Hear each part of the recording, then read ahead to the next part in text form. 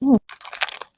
Hello mọi người, xin mời mọi người ăn cá nục hấp của bánh tráng với mình nha. Xin mời. Hôm nay mình có cá nục hấp nha mọi người. Mọi thấy chén mắm có hấp dẫn không? Của bánh tráng nha. Cho miếng nào sống vô. Xà lách, rau thơm, dưa leo.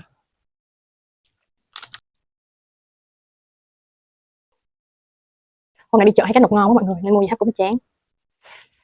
Bị mê mấy món cuốn cuốn, gỏi cuốn, cái gì mà cuốn là mình đều thích hết mọi người. Nục vô nhiều. Mời mọi người nha.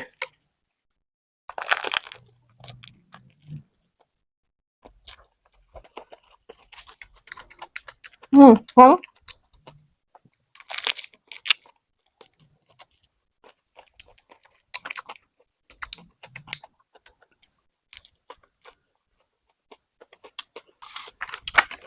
Chắc quá.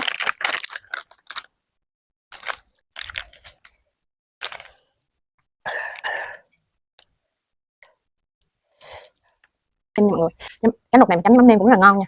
Nhưng mà hôm nay mình thấy mắm nêm mà thành ra là chấm nước mắm tỏi ớt chua, nước mắm tỏi ớt xong rồi cho một xíu chanh vô nha mọi người, cũng ngon lắm nha.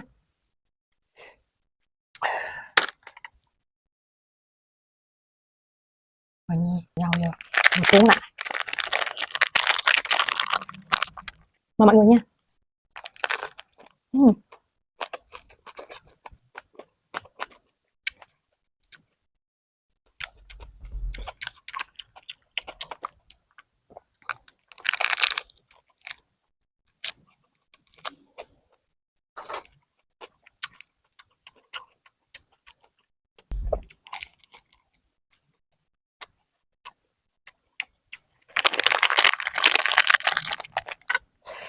Cho nó nhập vô.